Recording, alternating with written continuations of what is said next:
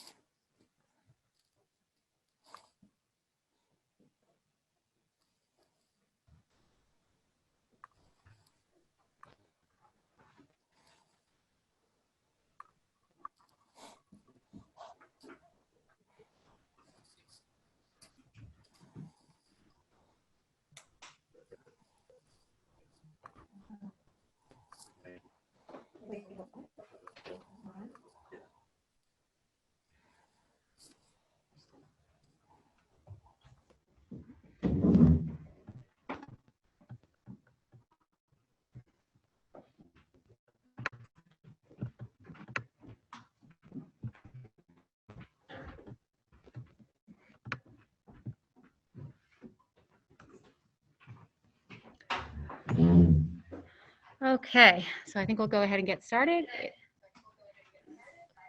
It is 5:30 here on Wednesday, October 7th. Thank you everybody for joining us. We are joining you from the PD Center at Fuller Meadow School. Pursuant to Governor Baker's March 12, 2020 order suspending certain provisions of the open meeting law, GI C30A S18, and the Governor's March 15, 2020 order imposing strict limitation of the number of people who may gather. This meeting of the Middleton School Committee will be conducted via remote participation to the greatest extent possible.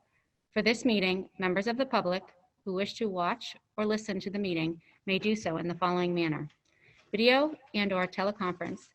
No in-person attendance of members of the public will be permitted, but every effort will be made to ensure that the public can adequately access the proceedings in real time via technological means.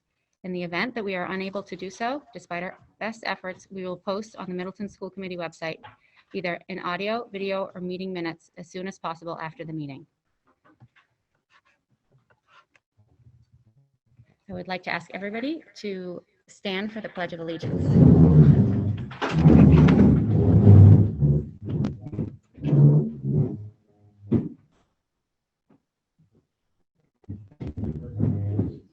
To the flag of the United States of America, to the republic for which it stands, one nation, under God, indivisible, with liberty and justice for all.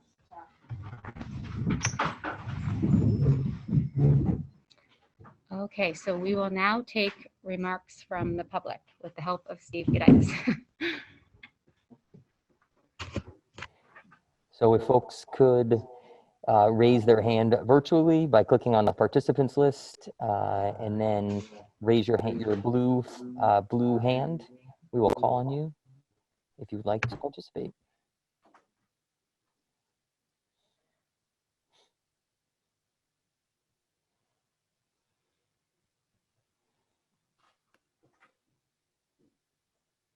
All right, I'm not seeing any, Natasha.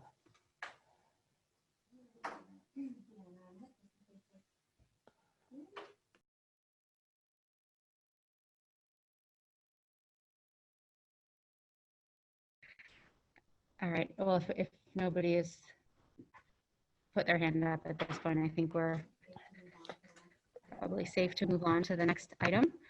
So we're going to go through the approval of minutes. So have the board members had a chance to review the minutes?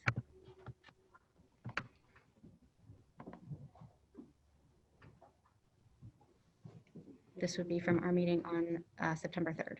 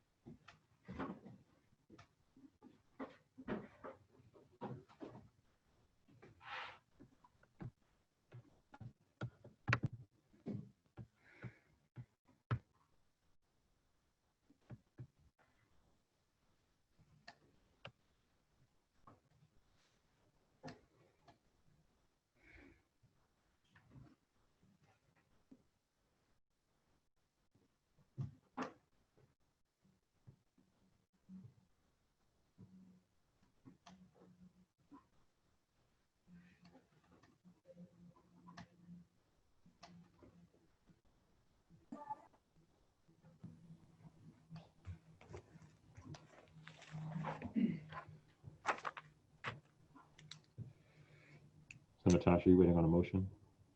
I'm sorry? You waiting on a motion for the I minutes? am. Okay, I am. perfect. Yeah. I hear clicking, so I'm assuming they're reviewing. This was the meeting you left early, right? Accidentally, the last meeting? Oh, yeah.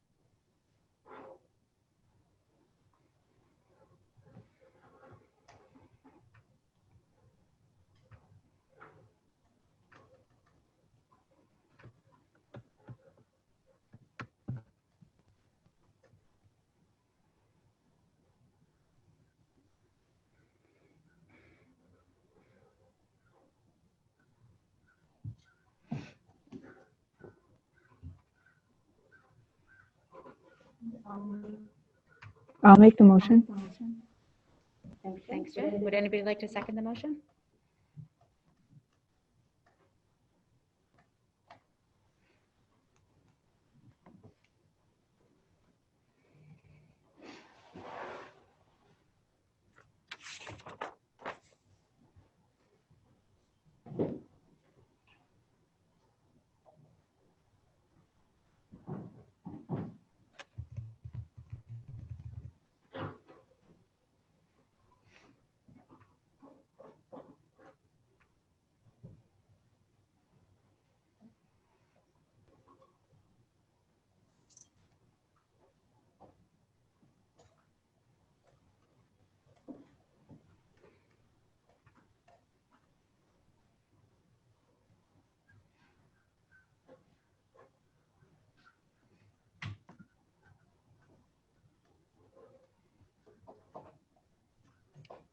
Would anyone like to second the motion?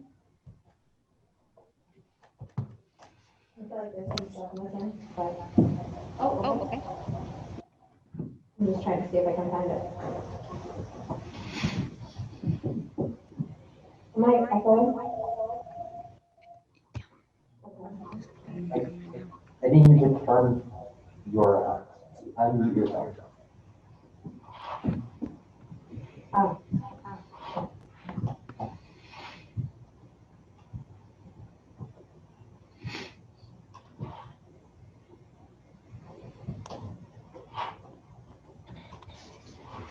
Maybe there's just stuff that doesn't get added. I'll second the motion. Okay. I'm gonna do a roll call. Jen Pesci, Jen Pesci, aye. Christina Esposito, Christina Esposito, aye. Fred Clapp, Fred Clark, aye. Natasha Bansfield, aye. Okay. So the next item is the report of the superintendent. Thanks, Natasha. Good to see everybody. Nice to see folks in person. A couple of updates from me. FY 21-22 budgets, believe it or not, we have already engaged in the FY 21 budget process. Excuse me, the FY 22 budget process. We are in the FY 21 budget process right now. We are engaged in the FY 22 budget process. Steve will speak a little bit about this when he gets down to his financial report. He's done his initial memo. We'll talk a little bit about what the budget process looks like as we make our way into FY 22. I can tell you that in the 22 budget process, what we're beginning to hear, and is typical when there is an economic downturn, you tend to experience on the municipal side the results of that downturn in the ensuing year. So we're in FY 21 right now. We know that we have level funding for Chapter 70. We know we have an approved budget at town meeting. All good news there in terms of the budget process. And as we make our way through 21, we will continue to monitor the circumstances. Steve will do his financial reports as we make our way through FY 21. But what we are beginning to hear with FY 22 is that they're keeping an eye on local aid budgets for the town and for the schools. So that'll be something that we'll keep an eye on. And then we'll work with the town as we typically do, work with the FinCom as we typically do. I know it's hard to believe that this early in the school year, we're already talking about next year's school budget. It does take a long time to go through that process. And it's something that we will be working through really over the next 6, 7, 8 months. And so Steve, if you want to jump in a little bit more and just talk about, from your perspective, the budget process kickoff and some of those other pieces. Good evening. So the budget process, we kick it off on Friday. So a memo goes out to the department heads, the principals, and the process begins. And what I mean by the process is it's a needs-based budget. Every year we start with 0. In frankest terms, I really don't care what we did last year. We start over and you communicate what you need. We apply a cost to it and then we bring it forward.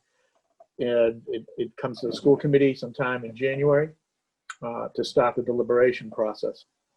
To tie in with what Scott's saying, I think with FY22 and FY23, we need to anticipate that they're going to be challenging years.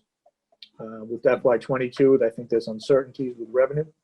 I think we'll need to keep our eye out on that for FY21 as well. Even though we're not hearing that in specificity yet, we do want to be cautious. So it's going to be one of those things that with the budget, we'll be working closely with the town administrator to see where prospective guidelines will be for FY22, and then we'll move forward from there. So unless there are specific questions about the budget process, that's the quick update.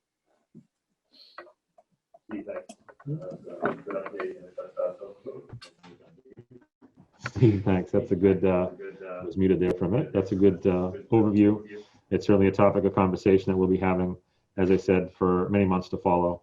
But that's the update on 21 and as we think about 22. State and department updates. We continue to monitor any activity at the state and Department of Education level. I will say that a lot of the calls that we were having over the summertime, a lot of that has really slowed. There hasn't been those calls with the commissioner that was sort of a regular feature of the summer in terms of the work that we were doing. So that information, that process has really slowed down in the past couple of weeks. If we have any updates, I'll be sure to pass those along from a Department of Ed perspective. The only update that did come out of the department was a week or two ago where they talked about MCAS and the fall retests and things like that. That'll be happening at the upper grades. The secondary level, those are still happening this fall. And then also the pieces around spring, they're still committed to the spring MCAS as well. And that was the latest information that we had from the department in terms of that. And then at the state level, we just continue to monitor the different phasing that the state's engaged in and how that may impact or affect anything that we do associated with schools.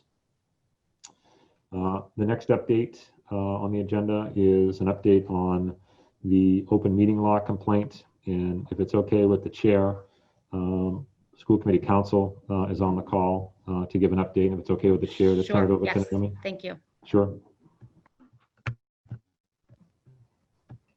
Naomi, you're muted.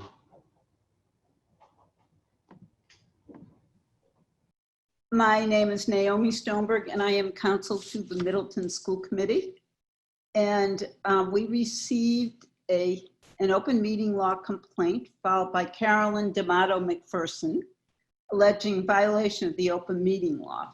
And the allegation is that school committee members, whether collectively or in individual serial communications, deliberated on the reopening procedure or a strategy of any form outside of the post-public meeting.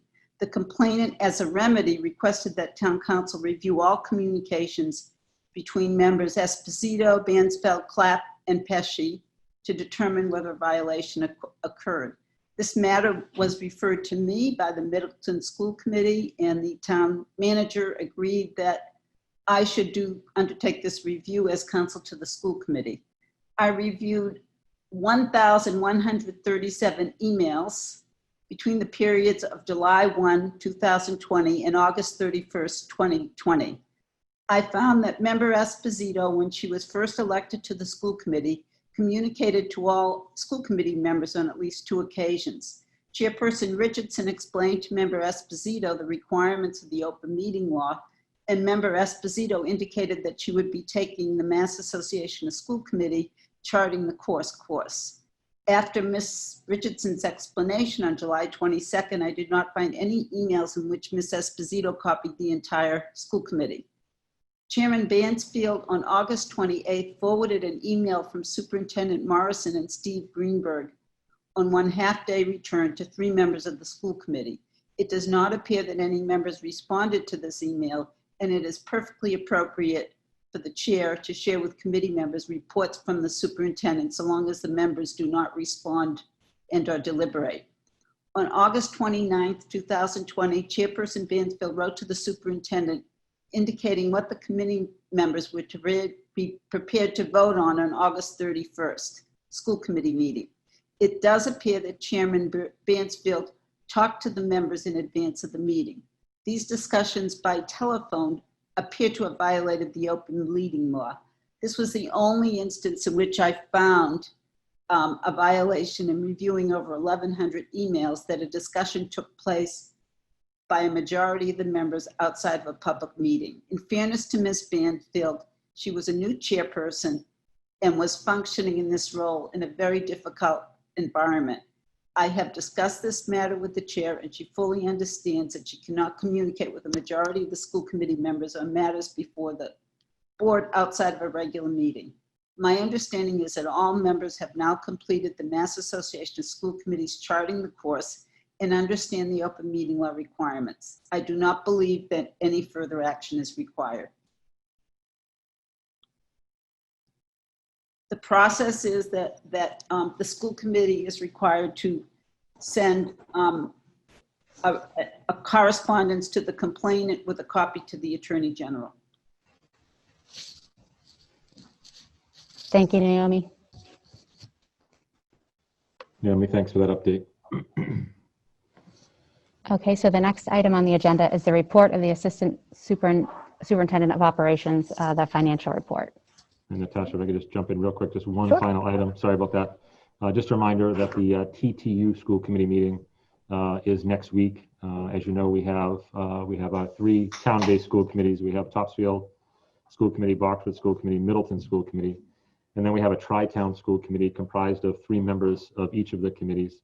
The 3 members that were designated to be members of the Tri-Town Union School Committee are Natasha, Kristen, and Jen, and they will be joining us at the 10:15 meeting of the Tri-Town Union School Committee. The agenda on that is being worked on with the chair as we speak. So that will be next Thursday. So just wanted to remind the committee of that before we jump ahead to Steve, and thanks so much for allowing that in. Good evening again. What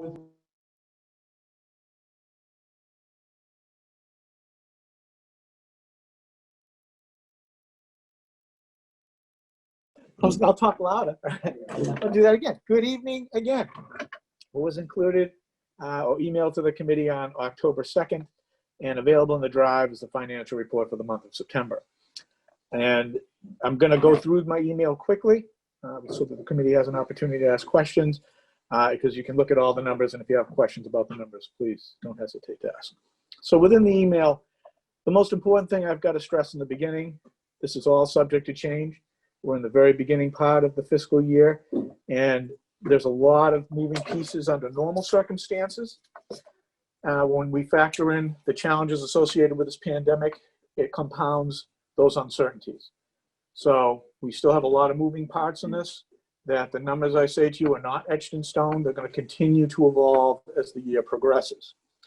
So there are areas that we're going to be keeping an eye on as we progress. We'll be watching salaries.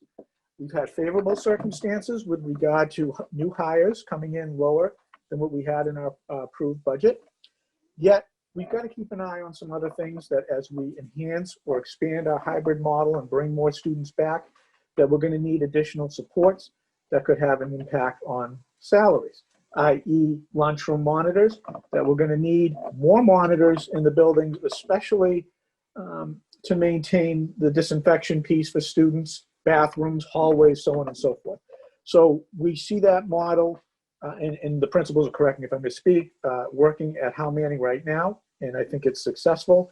So that will continue to expand and grow as we bring more students back, and we're in both buildings. So that's just an example of some of those things we'll be keeping an eye on. The CARES grant.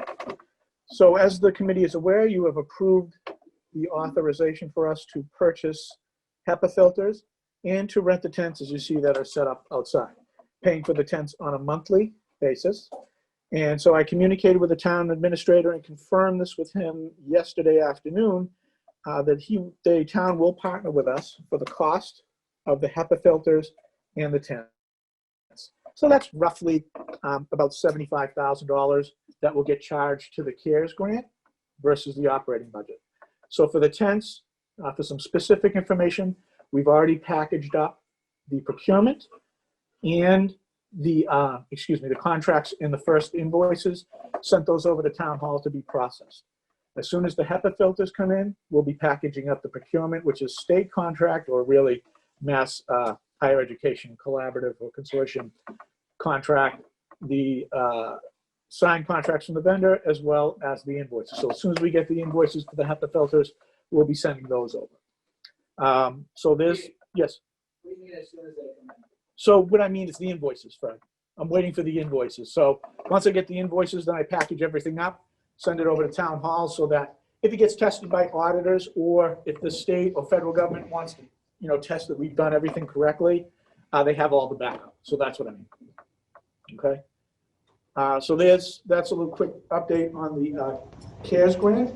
For the COVID Relief Fund grant, what's a positive piece is that was $75,000 or so that we were planning to charge against COVID Relief Fund grant. Well, that frees it up for some other things that may come along that we're not anticipating, or possibly address some infrastructure needs that tie in with remote learning, so on and so forth, but that's a discussion for another day. I want to remind the committee that with the COVID Relief Fund grant, those dollars have to be spent by the end of December.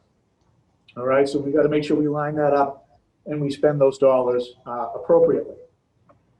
And when you look at the financial report, you'll see that I've started anticipating the move of expenses associated with PPE to the COVID Relief Fund grant, roughly $8,000 to $9,000 worth of PPE purchases. You'll see that detail in the financial report in the line by line. So when you look at nurses' supplies, you'll see those adjustments that we'll be doing, as well as general supplies.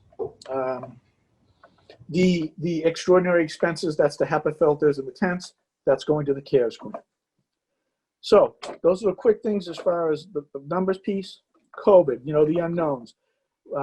There are areas of this that we'll be keeping an eye on. Transportation.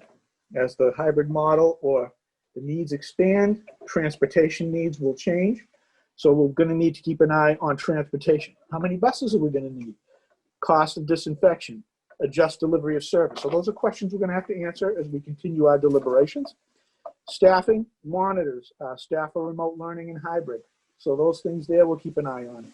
Food service. The good news, or let's call it tentative good news, that the free lunch piece may continue for the entire school year. So I heard that from Whitson's. Until I see something official, it's tentative, really, really good news. And we'll try to confirm that as quickly as possible. But with food service, we may incur some additional costs as we bring more students back and we bring lunches and, keeping them chilled or, set for students to work with. So we'll be keeping an eye on that. Building cleaning, that as we bring more students back, and we're seeing this in Howe Manning, that we're going to need at least 2 people in the building during the day for constant disinfection and cleaning. Then in the evening, like for Fuller Meadow, for example, they have an FTE complement of 2.5. So we'll be moving forward. I believe that the committee approved to authorize augmented cleaning support. So we'll be moving forward with temporary staffing from an appropriate company on state contract to do janitorial work. So we'll have 4.0, the equivalent of 4.0 FTEs in Howe Manning. Fuller Meadow, 2 in the morning, 2 in the afternoon. Howe Manning, the complement when we have it fully staffed is 4.0 FTEs. What we'll do is we'll look at doing 5 FTEs, 2 in the morning, 3 in the evening. And of course, the staff in the evening is needed for the deep clean daily. So those are the things we're working on. and we will keep you posted as we continue to progress on the specifics. And I'll be working with the state contract vendor to make sure I nail down those specific costs and schedules and move that forward as quick as possible. Steve, will that all be added to the cost analysis? That- You gotta unmute yourself.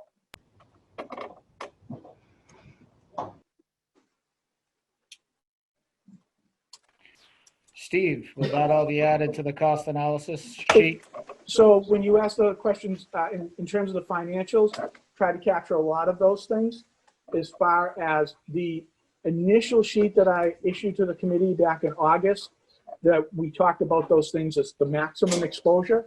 So those things are on that maximum exposure sheet. I can update it if the committee wants. I think using the financials is a better model. It's just because we're going to be constantly working with that. But if the committee wants a separate document on that, isolating those pieces, absolutely fine with me. I would appreciate a separate document, just to No get problem. track. Yep. Thank you. Yeah, we'll put it in the drive as a separate piece for each meeting. So I will stop there and answer any questions the committee may have about the financial report. Madam Chair, seeing none. Thank you very much. Thanks, Steve. Okay, so that brings us to item C, new business, the 2020 fall reopening updates. And just before we go to Diane and Jeff, I just wanted to share that I will have a couple of others. I was looking at the school calendar. Just want to alert an item on the school calendar that we can talk about. And then also, I think it'd be good to talk about our COVID response team that we have in place. I think that's a good feature as well. So if it's okay with the chair, when we get to other, I'll mention those two things. Great. Great, thanks. Sure. So we can turn to our principals, gather updates on the day-to-day, how we're going pre-K2, grade 3. We had join in the hybrid today, and then learn a little bit more about grades 4 through 6. I'm going to go first. Okay. So we are on day 16 today, which makes me very happy and proud.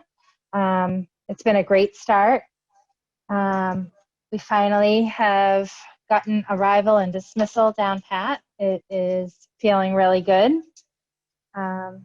It's feeling safe, which is my #1 priority always, but it's feeling good, and it's not holding up traffic on 62, which is lovely because we were getting some complaints about traffic on 114 and 62. So I would be remiss if I did not thank not only my own Fuller Meadow staff for the success of the opening, but also thanking the Hal Manning staff and administrative staff, Mr. Bryson, Mr. Druin, Jessica Barabani, Katie, Glenn, Terry Ellis, and everyone else who pitched in for their support. It has literally been on all hands on deck for the last 16 days, and that is why we have been so very successful. So we've been able to get universal screenings done. We've had remote students coming in to do universal screenings. We still have to catch up with about a dozen of those students, which Melissa Betancourt and Kira Clemenzi have taken the lead on running universal screening and making sure that all of the students are being screened. And we were able to do a really successful kindergarten screening as well. So it has really, we prepared and we did a lot of work up front, but it has defied my expectations, and I'm really proud of the work that we've done over the last 16 days, and I'm excited about the next 16 days. So, I don't know if anyone from the committee has any specific questions for me.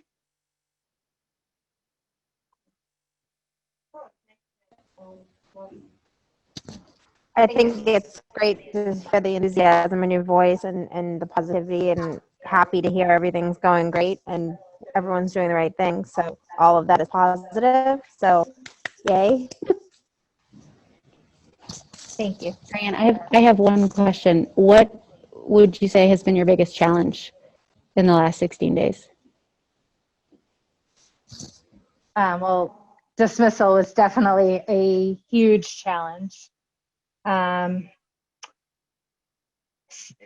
Keeping 5 to 8 year olds separate separated by 6 feet has been incredibly challenging. It's as close to 6 feet as we're going to get in the classrooms. It's not always at 6 feet in the classrooms, but it's as close as we're going to get. The playgrounds are definitely not at 6 feet. We've done, the first couple of days we had everyone out on the playground, which was not probably the best course. So we sort of pulled back on that, and now it's a couple of classrooms going out at the same time, and we're hand sanitizing before and after. So, yeah, I mean, there's been some, we had an injury on the playground last week, and the 6 feet went out the window because we were just caring for kids, and that's what we have to do. So, yeah, it's making sure we balance what, safety and what's best for kids. Well, thank you for doing everything that you're doing. I know I have a third grader who is very excited to be in the school today, and I also have a kindergartner who loves to go every day. So I appreciate all that you guys are doing. So we did bring back 68 of our third graders today for our first day of in-person. It went incredibly smoothly.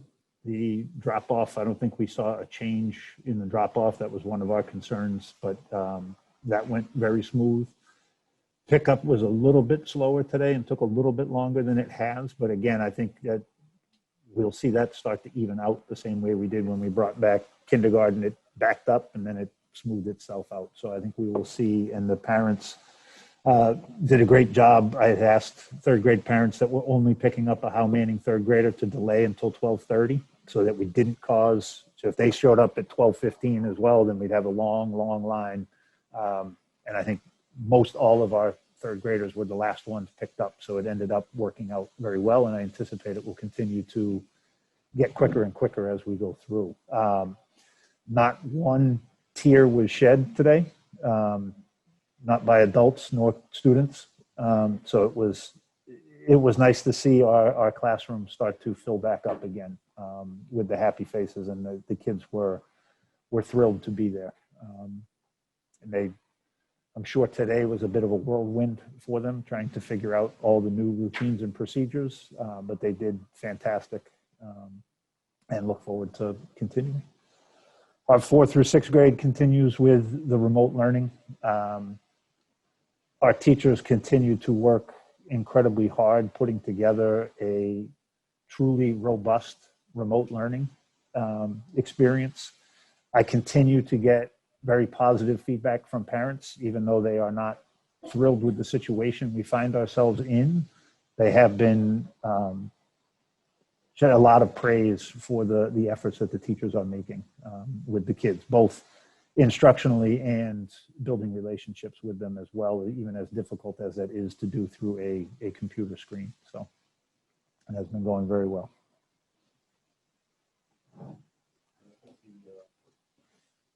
Diane, you had talked about the unique opportunity that presented itself from a third grade seeing their. Yeah. You want to just talk about that? I think that was an unexpected event. I agree, and I think I kept saying this will be the last time this ever happens. So it was really awesome from me and my staff to be able to welcome our third graders to Howe Manning, because they never got closure with us, and they had never met Mr. Bryson or Mr. Druin or their teachers, or some of them had never been in the building. So it was really actually quite fun for us to greet kids who were clearly a little nervous coming in, and being able to literally walk them to their classroom. And I did back off of that after that because I didn't want to overstep, and but it was really fun for me to see some of my old friends come in. And I would also thank you for throwing it back to me, because I also have, I would be totally remiss if I didn't also give kudos not only to my in-person staff, but also my teachers who are teaching remotely, all of the specialists, and the 3 classroom teachers who are working really extremely hard. And I've been receiving some really fantastic feedback as well. So I think everyone's doing a great job.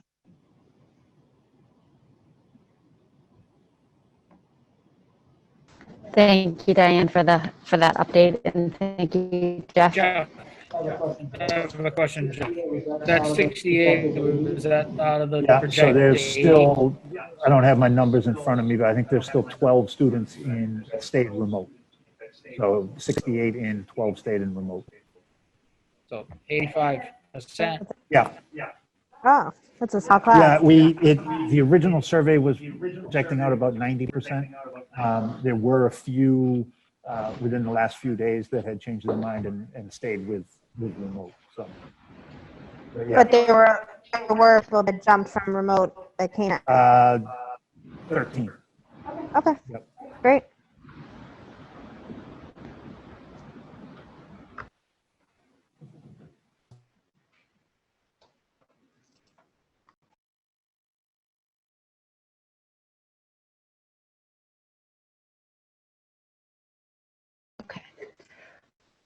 Okay, so we need to work on the next meeting date.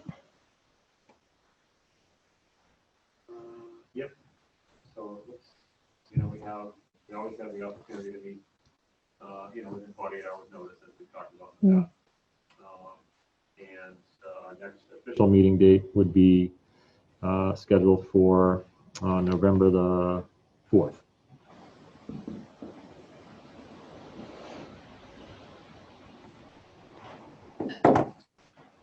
Okay, does that date work for everybody for our next? Yes. Yes. Okay, and I will get that information out to Kristen. So 11/4. And we'll be meeting here at Fuller Meadow at 5:30? Yep. Okay. All right. So you have something else for the other, you wanted to talk about the COVID response team? Sure. Let me just find my notes here.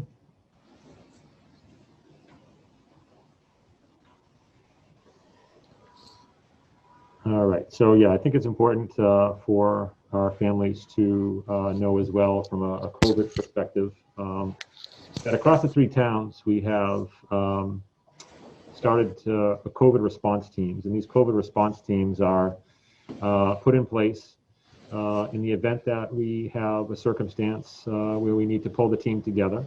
And so the team is comprised of members of the town and members of the school as well. And it's an opportunity for just a group to brainstorm and discuss anything that may be related to COVID circumstances. And so that is just something that we'll have in place throughout this model. We do call it the COVID response team, and it's just an opportunity to have town and school officials work together if they become aware of any circumstance or situation that needs attending to. And that's certainly the case where we were last evening. As we know, we had communicated out to our families in regard to a circumstance that had occurred. And we have the COVID response team working together on that as well. So I think it's good for the broader community to know and understand that it's really a hand-holding between town and school officials as we work through any circumstances throughout the course of this year. And then one other item for me is just a heads up more than anything else. It's just an opportunity to remind folks that our school calendar this year, it is something that we said on the actual calendar. There may be changes that we have to make as we make our way through the school year. We have anytime that there's a model change, we have a professional development day that we had banked that we would use, and also our PD days, our regular PD days.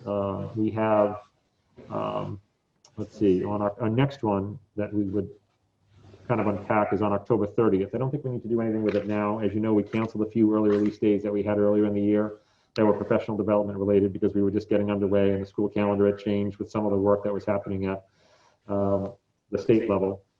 But the next early release professional development day on the calendar that, again, we don't need to move on it today. I just want to alert people to it. It's October 30th. And then as a reminder, election day, which is 11/3, we'll see how that all unfolds in terms of elections and working with the town. Typically that takes place at Fuller Meadow. I don't think there'd be any reason why that would change. I think that's still, Diana shaking her head yes, I think that is still the plan that would take place at Fuller Meadow. That's typically a day that it's a no school day for staff, because that's obviously when we have elections, it draws large crowds and things like that. So just alerting the committee to a couple of dates on the calendar. We'll revisit these as we get closer to these dates, work with the chair with discussions about those dates, work with our principals and our teachers as well. But just wanted to put those on the radar. Sure. Thank you. And I also, just as a follow-up to the COVID response conversation, I didn't get your thing. Sorry. I received a text message last night from Scott alerting, and there's roughly 10 of us on this board, and it was really sort of amazing to see it all come together. Within 25 minutes, we were on a call. So I'm not sure if people in the public know, but obviously as the chairperson of the board, sorry, having a little wind issue here. As the chairman of the school board, but also as a parent, it was really kind of amazing to see within, a half an hour period for us to get information, and we all jumped onto a Zoom, and I was excited to see how very proactive and how much information we already had, and we spoke with the nurses and got the background information, and then an email was being drafted. I think that we as a community should completely expect that this is, I don't want to say the norm, I hope it's not the norm, but I think that it's going to be something that we, we see happen, hopefully not weekly. Hopefully it's more contained than that, but it's certainly something that I believe somebody on the call said last night, it wasn't if it's going to happen, it's when. And so I was also really happy that we were at the 3-week mark today as far as being in the building. So, one positive case in 3 weeks, in my opinion, is actually really quite astounding. So obviously the teachers and the staff and the children are doing an amazing job of following the guidelines and the protocols. And so on that note, just sort of further go down this path, I would like to sort of open up the discussion and talk more about the children in grades 4 to 6, and sort of have a discussion on where we are. I know there's a lot of parents out there asking the question, what's next? So just wanted to sort of, anybody want to jump in? Can we talk, I asked this at the last meeting, so I'm going to ask it again. What's going on with the filters here? And have they been installed? Have they been balanced? And where we're at, so that we can talk about a little bit about what's going forward with the school. We're at full amount. Sure. And I believe Steve Clifford's on the call, and if we can unmute Steve, we can have Steve weigh in on where we are from a status perspective on that work. So let's just give that a minute. Steve Goditis, you may have to unmute Steve Clifford.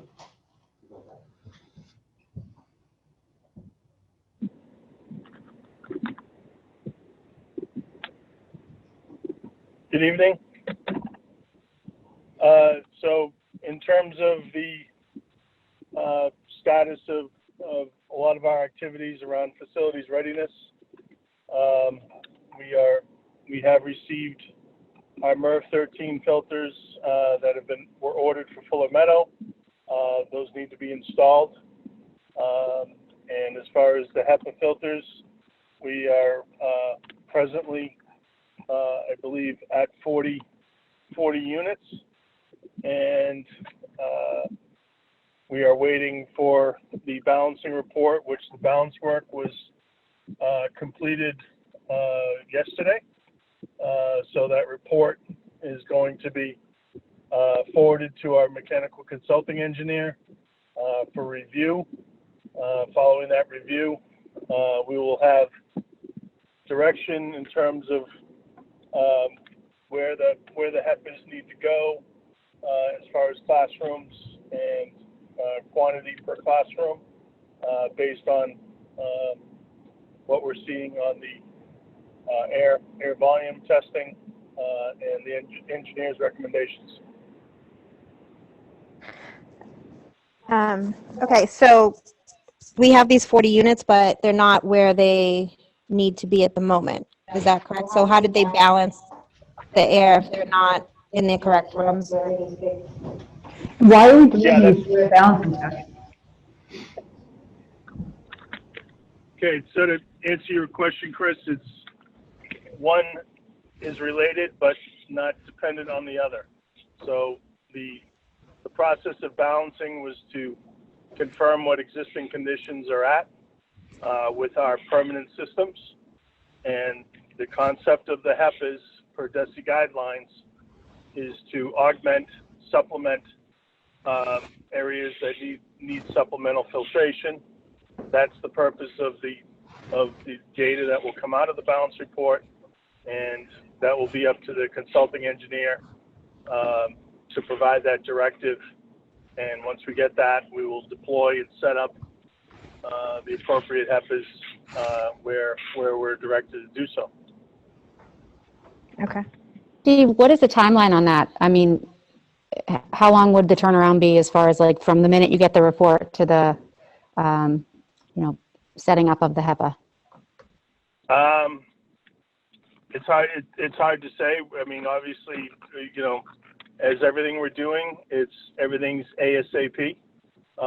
So, please understand there's no, there's no delay that's built in. But, obviously we're waiting for the engineer. We're not his only customer. Matter of fact, he's working with us in our other districts. So, and beyond that. So, we're waiting for that timeline. I would say, I would hope to see that report by the end of the week, but there could be questions. So, it's full speed ahead, but it's hard to put an exact timeline on that, Natasha. Just out of curiosity, what kind of question?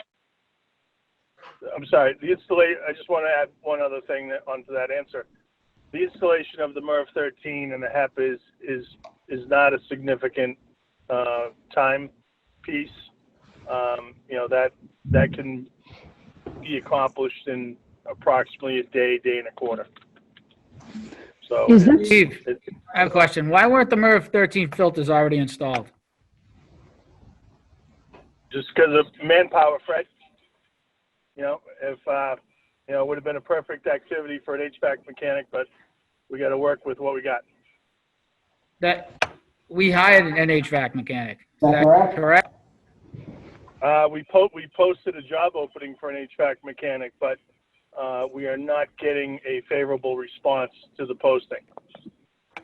So as of now, we have no candidates in the pool. So we were waiting for MERV 13 filters. They showed up, but we haven't put them in. That's unacceptable. And why do we need a balancing report? Is this a DESI requirement? No, it's not. Even HEPA filters are not DESI requirements.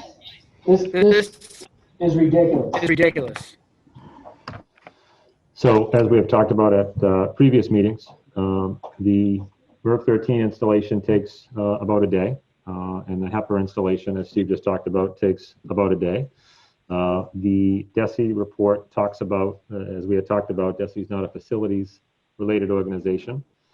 They built their report off of a well-referenced report that talked about filtration and having a higher degree of filtration, and if you can't have a higher degree of filtration, supplement that filtration. And so as we have talked about at previous meetings, that is the path forward. Where we're installing MERV 13, where our units can accept the MERV 13 and in places where they can't. And the balancing report, as Steve talked about, helps us determine how many HEPAs per room, right? And so is it a space that needs one HEPA filter? Is it a space that might need two HEPA filters? That's what the balancing report, will tell us. And so the work that is being done, as Steve talked about, hopefully he'll have that report by the end of this week. And then we'll have a determination as to how many HEPAs we will need in each space. And the MERV 13, that's about a day's installation or so. So I'm sure Steve will have his team working diligently on that as well. We do have custodial help, as Steve had talked about. Steve Greenberg talked about this.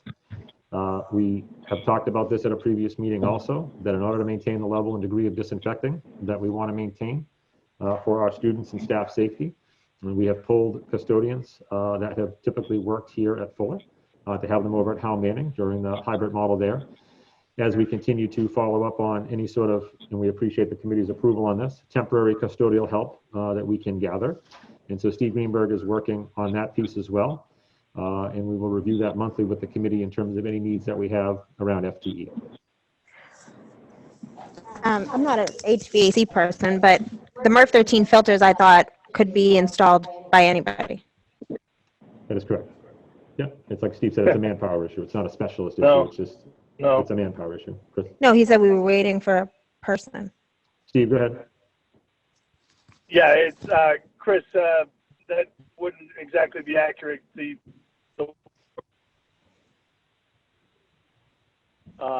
So You broke up there there, is some Steve. training. Just driving through a tough area here. The work does require trained personnel. Okay. The filters go in a certain way. You do have to have some understanding of the systems to install it. Okay.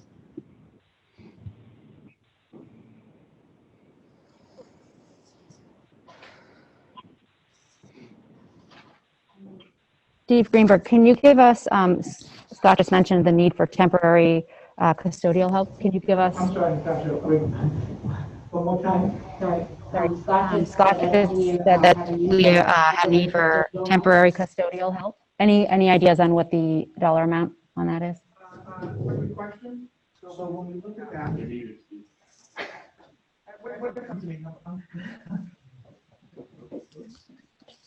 Sorry about that. So it's a calculation that I did. So if we were estimating originally in the course of a whole school year for one temp, that the current calculation would be for a whole school year, $32,000.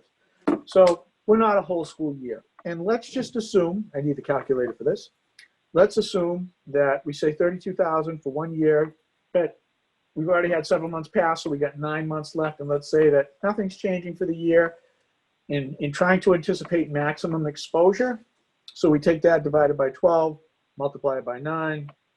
That would give us about $24,000 for one person. We need 1.5 at Fuller Meadow. So, and then we're going to do, so that's 36,000. And then we're looking at if we have a full complement of how many, right? Assuming that we have all of our staffing in place, which we do not. Add another $24,000 to that. Roughly, and this is subject to change, about $60,000 based on that $32,000 number. Again, I'm working on the quotes piece. I want to get the hourly rate, and then we'll move forward and deploy. And Steve, all of that is, as we had talked about, the vote from the committee approving that at a previous meeting, also had a vote to approve it month to month. So once it is determined what those amounts are, we would bring that back to the committee every month and say, it looks like we may need another month, or it looks like we don't need it for another month, or so on and so forth. So the committee had made some votes at a previous meeting around approving the custodial help as needed, and then additionally with that, reviewing it every single month. And so anything that Steve was to do work on for October, we would report back to you guys in November. Right. Okay, another question that I have around the financial piece. Thinking ahead to how our 4th and 6th graders will be returning, so that we've identified the cleaning An exposure. Let's call it an exposure. Yeah. Okay. So the other piece is the transportation. Yes, ma'am. What is your gut telling you as far as? I guess my biggest question is, what would be the financial difference between bringing the kids in hybrid, the 4 to 6 in hybrid, the way that we currently are, versus bringing everybody back full time? What would be the financial? There's no difference, financial difference, because you're still going to need those resources, whether it's the half day or the full day. You're still going to have to do those runs. Does that make sense? Yeah. And can I expand a little bit, give you a little context and some information so that as you're deliberating on this, you have some full information. So right now, as you know, we're running K through 3. That our capacity, based on 9 buses, is 225 seats. We have 161 students assigned at this point. So I'm going to just run through this real quick so you know and you can understand what the buses look like. Bus 1 has 15 students assigned. Bus 2 has 7 assigned. Bus 3 has 20 assigned. Bus 4 has 19. Bus 6 has 24. There's no bus 5. Bus 7 has 16. Bus 8 has 14. Bus 9 has 22. And bus 10 has 24. So in summary, you have 4 buses with 20 to 24 students, 4 buses with 14 to 19 students, and 1 bus of running 7. So now we talk about expanding 4 through 6. As you can tell, once, we're going to need a survey. We're going to need the information. Who's going to do remote? Who's coming back? Who's going to use the buses? The other side note with this too is even though we put that survey out, I will tell you to date, I've probably received in excess of 24 requests, like, oh, change my mind, and we want to do this. And they're all valid reasons, and we've been able to accommodate all of it. But I would expect that that will be the case. It will continue to be the case for grade 3, and it will be the case for 4 through 6. So with that being said, as you're deliberating on your options, that when you do this, let's call it the full return, you have the option of doubling your fleet, and that won't happen. So a little more information on that. With all due respect to the bus company who's really working very hard with us, everybody's going to have struggles with this situation, that they do not have the resources. As a matter of fact, the drivers that they do have, and I'm not saying specifically in Middleton, this is more than they bargained for, the job that they have to do, and they're walking away. So we have to be cautious of that. So you're not going to be able to double your fleet to accommodate that full return. So what's the other option? When I say full return, that assumes that we maintain the level of service that we're providing right now. The other option would be, okay, a staggered start, and that would be, you would still have to do the runs twice. So let's say if you did a staggered time, one's Fuller Meadow, one's Howe Manning, that you got to do Fuller Meadow run or whichever one first, and then you got to do Howe Manning run. So you're still going to have increased costs. The third option would be revisit and redefine service. And what that means is that anyone that lives 2 miles or more from their assigned school, under the law, Mass General Law, Chapter 71, subsection 68, you're eligible for regular day transportation. Anyone that's 2 miles or less, you are not eligible. We would be redefining service. And that is going to be very touchy for families. We're going to get a lot of kickback. You will have parking challenges. So I'm not trying to influence you in a decision. I just want to give you all the information I can so that you can make an informed decision. It's not that, it shouldn't hold you back from bringing kids back. Just know that we're going to have challenges that we're going to have to do our best to work through. When we had talked, one of the meetings you had mentioned having at the bus stops a Fuller Meadow bus and a Howe Manning bus. Mm-hmm. Is that doubling the fleet? So that's out of the question, or? Well, doubling the fleet, the reason why it's close to out of the question, you're not going to be able to get the drivers or the resources. Okay. That's, and then there is the cost. That's a whole other thing. But the resource piece is just as a big an issue. I had called somebody at DESI yesterday to talk about the transportation guidelines and was asking where are other towns, how are they getting around this? This has to be an issue for everybody because everybody's following the same guidelines. And her comment was most towns that are in hybrid or a full return have completely wiped everybody and they're starting at the 2 mile mark. And she said, people are unhappy, but it is what it is. And so, is it possible to start at the 2 mile mark, as the state says we have to? And my fear would be, just because I don't like paying for things I don't get. So what if only 20% of the buses are full? Absolutely. Then can you go Yes, to 1.9 yes, that's a great idea. And then, Absolutely okay. could. What will be critical is getting that survey out, getting that information back so we know where we stand. Then we can start working to see, okay, this is what our exposure is. Again, I will anticipate that there'll be a margin of error, and why I say that is because people will change their minds.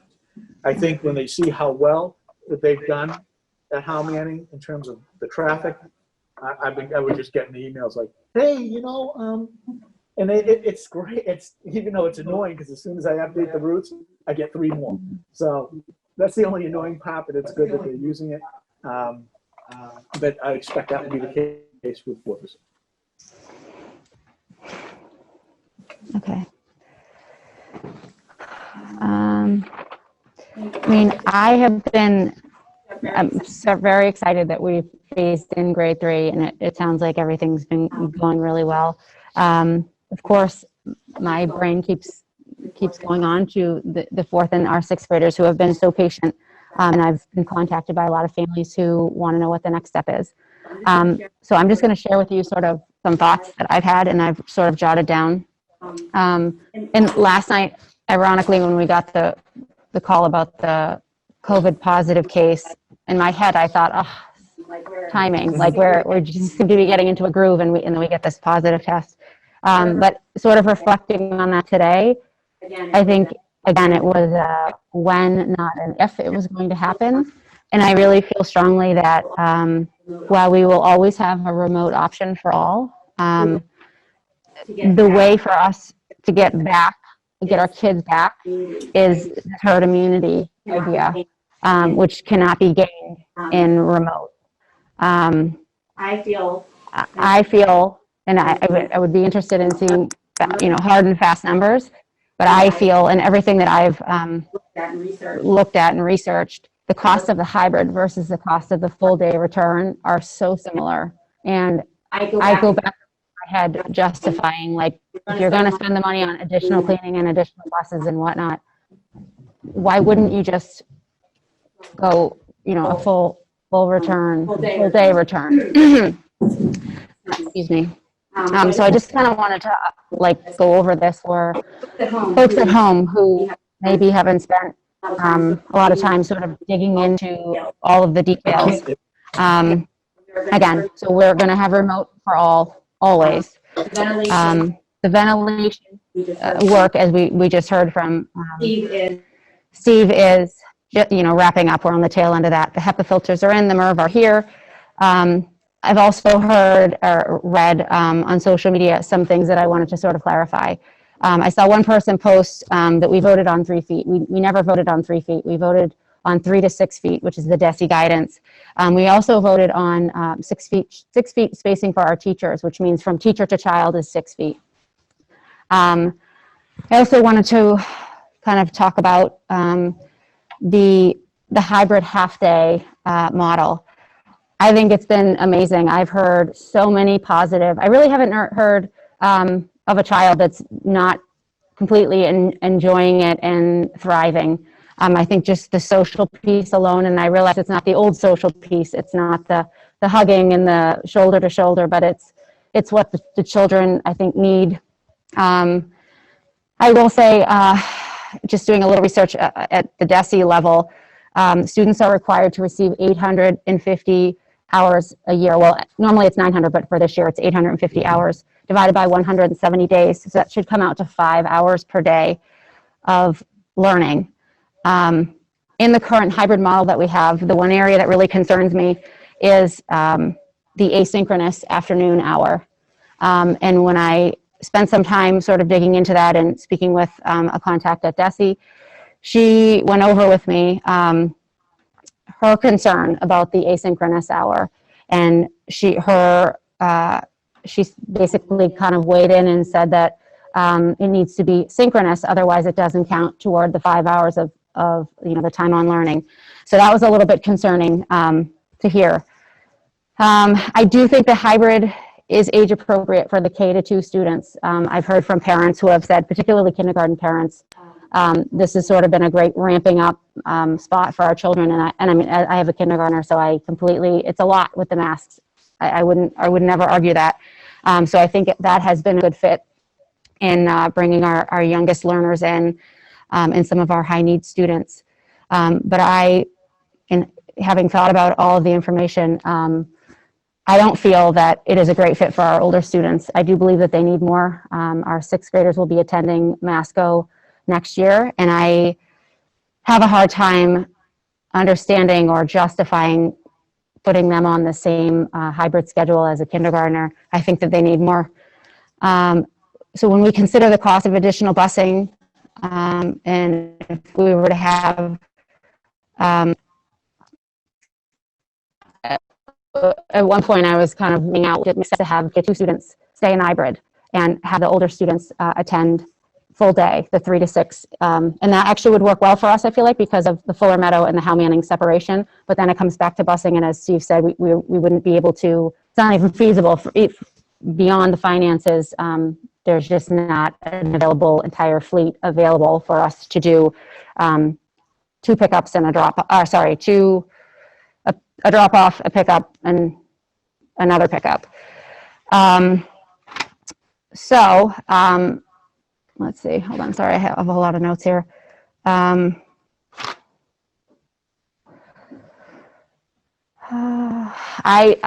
feel that, again, going back to the herd immunity, the only way that we will achieve this is for our students to come and be together. I know that it blew my mind when the new restrictions or the accommodations were made by Governor Baker last week, where our students could attend trampoline parks and venues of concerts up to 250 people and all of these things. And I feel that the feedback that I've gotten from a lot of parents is whether the children are remote, they're going to activities after school every day. And the kids that are out at 12:30, the parents are working, and it's a huge stress for the family.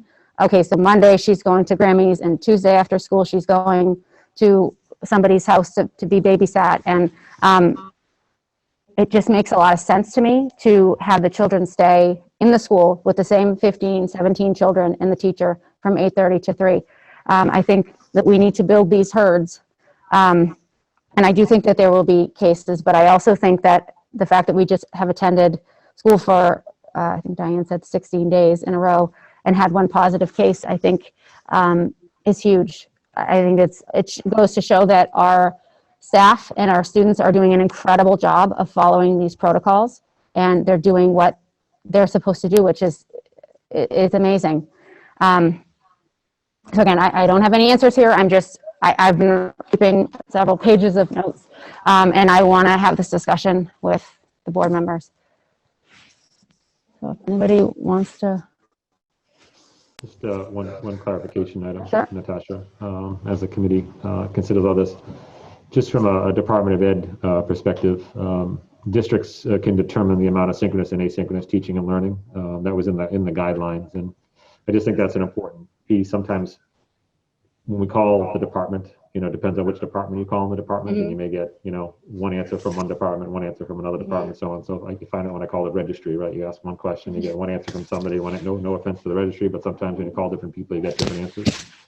But districts can make that determination around synchronous and asynchronous as per Commonwealth of Math regulations.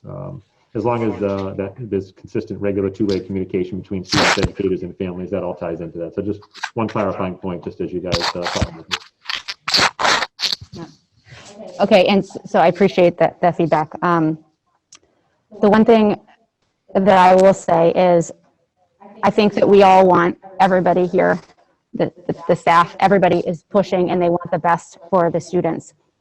And that's the one thing that I keep kind of going back to is I don't really understand the difference between, I see the cost difference, which seems to be nominal between a hybrid and a full day return in the grand scheme of things.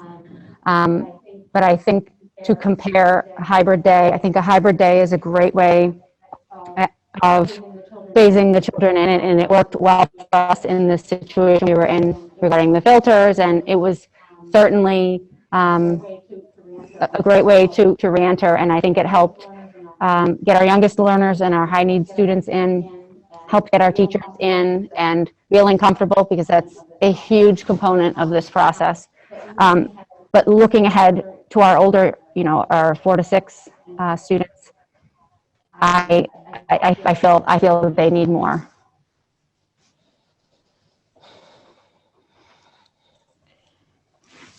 I agree. I think everyone's done a great job, of whether you're remote or hybrid or whatever the case is. The teachers are all done a great job and managing, I look at my son's class and he has 28 7-year-olds and I don't know how the teacher does it every day. I'm like, oh. So everyone's doing an amazing job. I think when you think about what we're discussing, it's 4th grade through 6th grade, and they're older, they're a little bit more independent. The stories that I've heard, there's hasn't been many positive comments from the 4th through 6th graders. From parents that I've heard, it's all been, my child is changing, my child's getting anxiety, my child, I think they're older and they almost need that social element, or they do need that social element. I'd like to see them go in just like their siblings or the rest of the school is doing. I'd like to see it done safely, just like we've done K through 3, phased in a way that, we can ease everybody in just the same way. And, I walked into Hal Manning last week to pick up a book, and the energy was so positive, and just the smiles and everything. I hadn't been in. And it really just was, I missed that the other kids weren't getting to see that. So I really hope we can phase it in the same way that we've done, safely and responsibly. I would look to definitely the principals for input, and anybody else who could weigh in on the input of how implementing this could work as soon as possible so that they all are able to get in safely and phased in. I agree too. I think that the 4 through 6 definitely need a full day. I would also look to Jeff and Diane for some input on how, phase in what way. I don't know if it's 2 days, one grade, or 2 days the next, or how long, or all at once when they move over to Fuller Meadow. Steve, if you unmute me, I'll talk.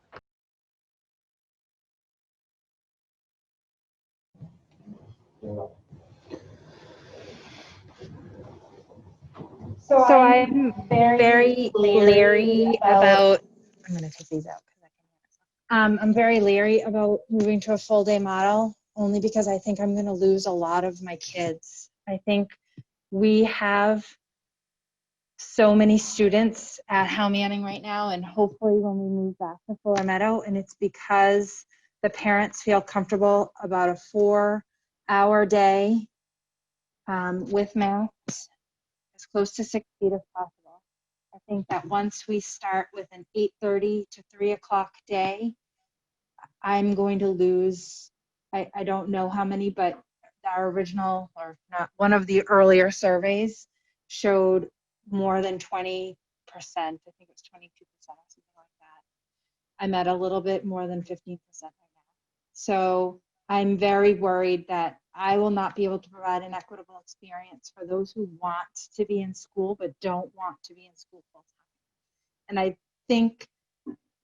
thought that our mission was so that we could get as many kids in school for some time. And I'm afraid we're shutting the door on a lot of families if we bring K-2 back to school full time. That's all I So if we kept K through 2 in the model they're in, moved Here. back here, staying in the same model, but introduced 4 through 6 into their school, then that is comfortable. It's comfortable for the families that I've spoken to at Fuller Meadow. It's Okay. I understand that there are other childcare needs and things like that, and I can relate to that and feel badly about that. I understand, but I'm afraid that we're not going to have as many students here if we move it to full time. I agree. I can't speak to 4 through 6 yet. I mean, we haven't seen any survey data on that, but just judging on the third grade, the fact that we went from 24 kids in that remote classroom was set up based off of the first survey that said they were going to stay remote if we were full in person. That was 24 kids. When we went to the half-day hybrid, that went down to 10 kids that stayed in remote. So I would assume that 4 through 6 would show similar results in that survey. I don't know that for a fact, but that would be my guess on that as well. And again, I think it depending on what the goal is, if the goal is to get as many kids into the building as possible for core content, then that's what we've done, right? If it just feels as though if we went to the full time, we would not be getting as many kids into the building for the core content that we are for the half day hybrid model. The half day in person, I should say, not a half day. But. Do you think that those kids that are in person are getting the most time that they can out of those 4 hours? And Yeah, if you look at the schedule, we went from 75 minutes for ELA down to 60. We went from 75 minutes for math down to 60. So we're only cutting a small amount to get it into, because now there's no longer recess and lunch taking place in the building, right? The specialist is no longer taking place in the building. There's no transition times in the building. And so that 2 hours that you would have normally had is really taken up between lunch, recess, transitions, and specialists. okay, I want to go back to Diane about the families feeling comfortable. At what point do we are we just going to be a half day community? At what point do you think it's safe or comfortable, I guess? I don't. Say, Chris, that's hard to predict, right? And I think what I'm hearing, and it sounds like a good next step for us, is to do something 4 through 6 survey or a broader survey and try to get the data. I think there's some data that's needed that will help from a cost perspective for the committee. But I think will also help, to Jeff and Diane's point, we all hear different things from different people, right? I think we just ask people straight up, like, hey, if we were to come back full-time in person, would you, or would you go remote? And let's see if we have a shift. Hey, if we were to come back hybrid, would you come back hybrid, or would you go full remote? I think that data has been extraordinarily helpful in the work that we've done K-2. It's been extraordinarily helpful in the work that we just did with grade 3 as well. And that's something that we could move on, quickly in terms of getting a survey out to families and getting feedback on it. Because I think that will, as we hear all these conversations, a lot of it was based upon what we're hearing or the people that we talk to. You're hearing a lot of phrases start with those sort of qualifiers at the beginning. I think we'd better serve just asking people, straight up where things would land depending upon what it may look like. If I add one other thing with a full in-person return, and this is not an insurmountable roadblock, but we are going to lose certain aspects of our teaching and learning, right? The tents are wonderful and they have served a purpose. It's going to be difficult having lunch outside in those tents. It's fairly chilly out there. When it's hit 60 and there's no sun, it's fairly chilly. It's serving its purpose for our arrival and its dismissal. That's absolutely true. It will be harder for lunch. Lunch periods will have to expand. Again, 50 kids or so in the classroom, so it's not going to be whole grade levels, which means schedules are going to be chopped all the way through, right? Currently now, all teachers at the grade level, they have a common planning time, so they can get together and collaborate on their lessons and their instruction. That is most likely going to have to go because we're going to have to start staggering where the lunches go. So they won't be going to lunch at the same time, which means they won't be able to go to specialists at the same time. That will spread out through the day. We also share specialists, so I still have to cram my specialist into the morning hours.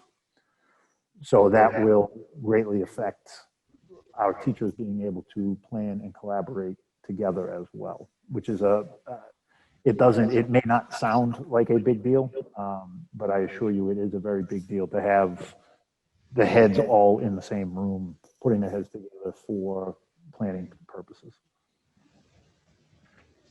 Is it possible for the kids to eat in the classroom?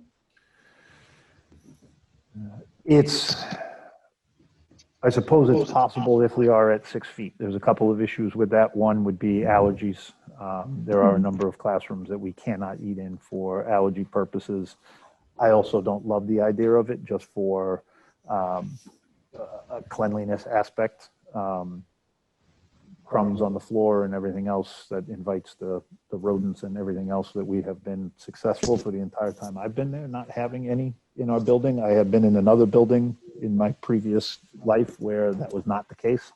And so anything left on the floor was eaten. And I think there's a couple of aspects with that is not the best option. Yes, I mean, the only schools that I know of that are going full-time, I mean, I know some private schools, but they do, it seems that they eat in the classroom just because of the mess of the whole, so many periods of lunch. Yeah, and some of it would depend on the size of the classes, right? If we are able to get, and I would prefer more than 6 feet if we're going to be eating. But if that's possible, then it would be possible to eat lunch in the classroom, yeah.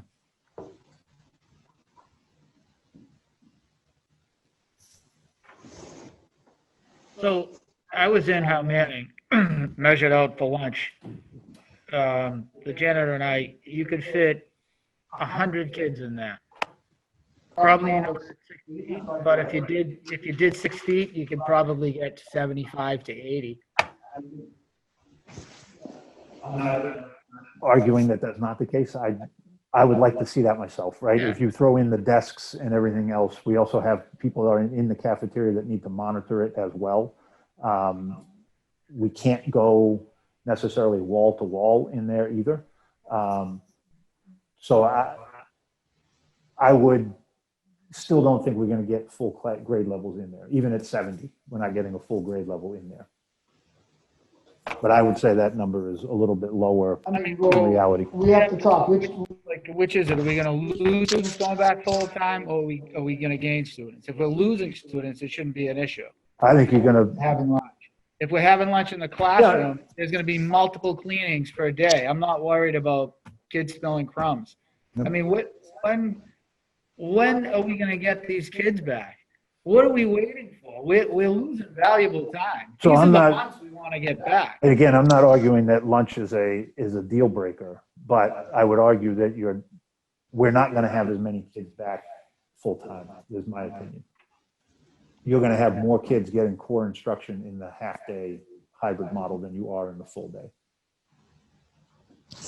Ready to that point, which is a good one, which is why I think we should find that piece of information out. I think that's an important piece of data to find.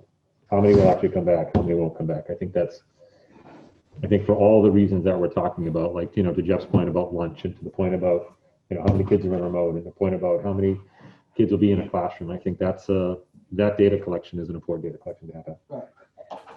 Well, it sounds like it's not really it's not like it's this secure thing, because it sounds like someone can change their mind at any given point.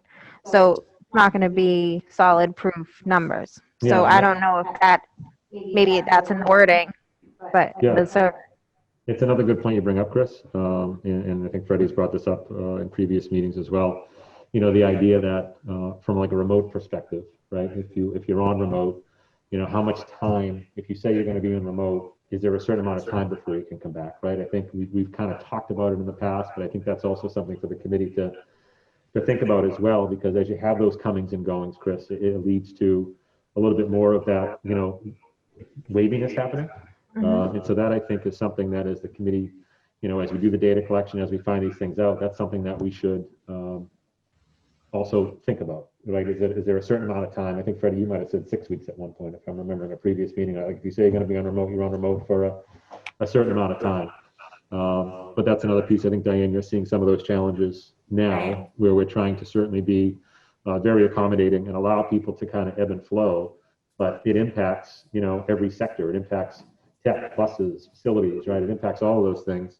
And you're seeing a little bit of that now, right? And it's affecting class size Yeah. dramatically Yeah, in yeah. different ways in different grades. Right, ebbing and flowing. So Yeah. we have a very large grade 2 remote class, but we have a very small first grade class, and my first grade in-person classes are at 18, and I have more people who want to come back, and we cannot fit them in the classrooms at 6 feet. Right. And then, What do you mean you can't fit them in the classroom? We can't fit them in the Hal Manning classrooms that they're in right now at 6 feet if we had more than 18 in there. And they're already at 18 to give the teachers a 6 foot of teaching space. yeah, it's the space piece around the teacher to the student, Freddie, where that falls into play. So what happens to that family who's in remote and then says, I want to come back in first grade? And there's no room. You're saying you have to stay in remote? No, I'm not really saying anything. I'm saying, let's see what happens at Wednesday's meeting. And But why isn't there enough space? We have enough classrooms for all the kids. Could you still have some people out on remote? yeah, I don't have enough teachers to cover extra classrooms. Right, because you still have to have a teacher out on remote, Freddie. You know what I mean? No. So if I have 5 first grade classrooms, one of those classrooms is remote. That Yeah. leaves 4 classrooms. So the numbers of students aren't evenly distributed between the 5 classrooms. And I have a first grade classroom that's at like 13 or so. Right, so Why can't we just move kids To where? to another classroom? Because If they're one all has- at 18. All the classrooms are at All 18. of the first grade classrooms in Hal Manning School are at 18. And so that's where that conversation around, Am I missing something? well, we had talked about that 6 foot spacing between teacher and student, Freddie, that's the piece. Yeah. And so as you add more students, you lose the And ability how to do many that. kids are on remote? At this point, 13. 13. But that's where that piece comes in around, does the committee have a conversation? Remember, we talked about this over the summer, and I remember having a conversation. There are some districts that were saying to families, if you decide remote, you're in remote until, the end of the first mocking term, or, Diane, I think you had mentioned up in your neck of the woods, it was like a semester or something? Term, yeah. A term or something like that. And so it's another piece for the committee to think about and consider as we think about buses and transportation, and as you're making decisions about, well, do we have to say the 2 mile thing for buses, right? Do we have to invoke that, right, as Steve had talked about? I thought we talked about that 3 meetings ago. We've talked about it. We haven't, that's nothing that's been decided because we've been able to function in the model that we're in, Freddie, based upon who we have coming back right now. We talked about it in terms of we may have to consider that as we move forward and as we continue to add grades back, because the 2 options are the way you add seats is you either add buses, big expense, $60,000 a bus, or you have to invoke, the Department of Ed guidelines around 2 miles or more. So we did have a discussion about it, you're correct. We didn't make a decision because we didn't need to make a decision at that point in time. That goes back to the data that we collect. I think we need to also find out, and this is the question we ask the 3rd grade families, are you taking the bus or are you not taking the bus? And that information helps us with the planning, and that helps Steve do the routes, because the people that say I am taking the bus, we ask them to put their address in. Steve takes all those addresses, works with NRT, and then we see okay, in the current busing situation that we have right now, we have some room on the buses, right? So he was saying some of the buses are at 15, Yeah. 7, right? There's room on those buses. Some of the buses, Steve, what was the highest one? 24, 25? You're muted.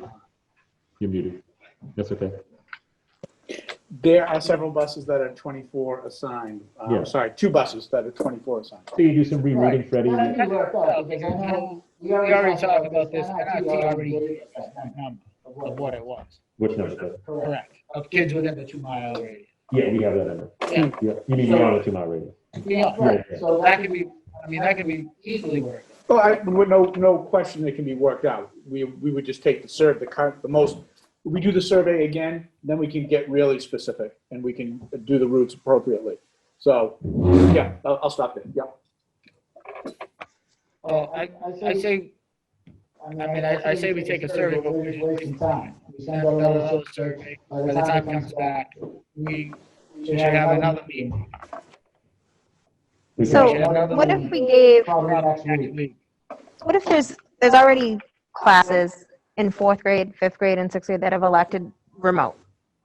So what if those are remote and they have to stay remote? And we bring back whoever wants to come, and that's how we bring them back in a hybrid model.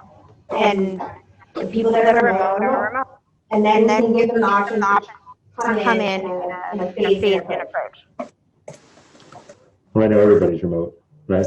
Well, no, but they're in fourth grade and fifth grade, there's a remote class.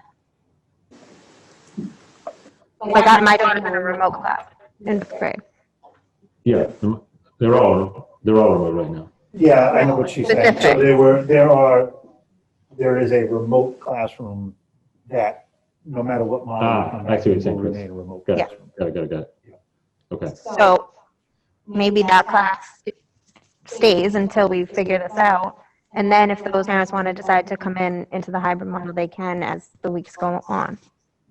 So then we're not working with the entire population. Yeah. Yeah, it's an idea, certainly. I think we may owe it to people to, be allowed to weigh in on what they would want to do. Because people's minds may have changed since that. I mean, since those original classrooms were set up, Jeff, that was what, back in late August? Yeah. Early September? And so they were set up late August based off of the survey from mid-August. Yeah. Yeah, Freddie, to your point, I think we could get back in a room pretty quickly. Yeah. I've lost patience with the air quality and everything going on, and I'm not sure who's driving it, the administration, director of facilities, but like I said, I've lost patience with this issue. We voted off 11 full in school. Right, here we are, October 7th, and we're still not. So, I mean, if we need to take a survey, I say we do it, send it out. Who wants to come back full in school? Who wants to stay remote? I agree, and then we would have to add another meeting, not wait till November, because it's already, the 4th, 5th, and 6th graders are not in school. It's mid-October, and this air quality thing is insane. Yeah, we are. I mean, these are the ones you wanted your kids in school. I mean, the HEPA filters have just kind of ruined everything for the kids going back. Yeah. Well, so if we're talking about this right now, what happens with the letter that has to go and the 5 days? When does that start? Does that start after the survey? We could meet on Tuesday. If the committee wanted to get back together, we could put a survey out by the end of this week, be back in a room on Tuesday. And then there's a week time frame that we have as part of our agreement. And that week time frame is any sort of model switch. And then within that, there's a professional development day within that time frame, Chris, to allow in some afternoons that are also part of that time frame to allow for the logistics of getting kids back, furniture back to Fuller Meadow, getting desks reassembled back to 3rd through 6th grade height, because right now they're at K to 2 height. So yeah, there's about a week's time frame. And would that be part of the 5 days notice? Say the question, Richard. Would that time be part of the 5-day notice that we would give to go back to school? Yeah, if the committee said, like, we get this, let's say we get the survey next week, right? I mean, we get the survey out, we get the data back, and we're meeting in a room on Tuesday, right? And Tuesday night, you guys decide to say, okay, on X date, we are going to be here with 4 through 6. That starts that clock. Why couldn't we do that tonight so it starts the clock? And then and then take the survey? Because you would be voting on something without data and information.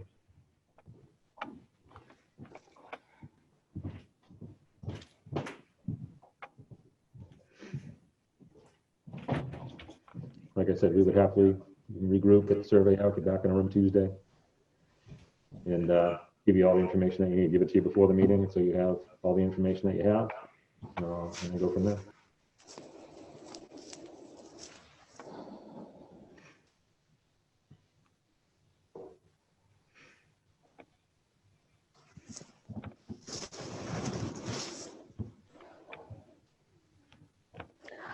Jeff, I wanted to ask you a question. I was surprised. I mean, obviously you don't have a crystal ball, so you're just sort of going on experience. Yep. Why you think that more kids, the older kids, would not be interested in a full day? I'm surprised to hear that.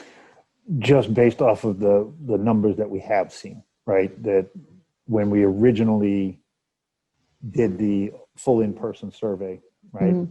Howe Manning, I think, was 70-30. Fuller Meadow was 60-40, right? 60% coming in, 40% staying remote. When that went to a half day, that flipped to 75% coming in, 25% staying remote. And now I think it's even more, it's more like 80-20 are in, right? I look at our third grade, we went from 24 kids that were in remote based off of the survey being full in person. 24 of our 80 kids said, I'm going to stay remote. Then when we went to the half day, that went down to 10. I'm projecting that we would see, it may not be the same. And I don't necessarily recall what the breakdown of the numbers were, the percentages through the grades, but I would hazard a guess based on that, that we would see more families that are comfortable being in for a half a day versus the full day. So like for the third grade, I spoke with a couple of folks in Miss Bryan's class who had originally opted for remote when it was full-time, full in person or remote. So now that we have, I think you said 10 or 12 in remote, are those children at 6 feet in the current classrooms that they were in today? Yes. So like, I mean, I know it's, we can't go grade by grade because you don't have, but like when I look at that example, my understanding was for a lot of those folks, they wanted to remain in remote because they weren't guaranteed 6 feet. So if they're in there in the building today and they're at 6 feet, I can't imagine them saying, I just want to go home at 12:30 because it's fun. Like who wouldn't want a longer day if you're getting your 6 feet, which is, if that's important to you, and that's totally great that it is. I can't imagine why someone would say, I really want my kid home at 12:30 versus 3. But again, I understand. I don't know what their reasoning was Right. for making the switch. I imagine some of it may have been the 6 feet, some of it, but I mean, going half day gave us larger classes, right? If we were still in full day, those classes, my in-person classes were 14. They're now 18, right? So I'm sure another part of it, yeah. And I'm sure another piece of it was the masks, right? They may be more comfortable wearing masks for 4 hours versus 6.5 hours. Yeah. And I do see that that's important for the little ones. I think the older kids are, playing sports after school and doing going into stores and doing things, and I feel like they can handle it. And I feel like they can also, if we're telling kids it's okay to do this, and this, but not go to school, what kind of message are we sending about education? Yeah, you'll get no argument from me, No, I know. right? And again, to me, it's when you point, that's where I'm going, right? And we're going to make it work either way. Again, I'm just expressing that what we've seen in the numbers so far when we went from full in-person to a half-day hybrid. And I want to keep saying half-day in-person, right? Because there is the afternoon component, not just half-day, but those numbers changed quite a bit. And more people were comfortable at that point coming in for whatever reason.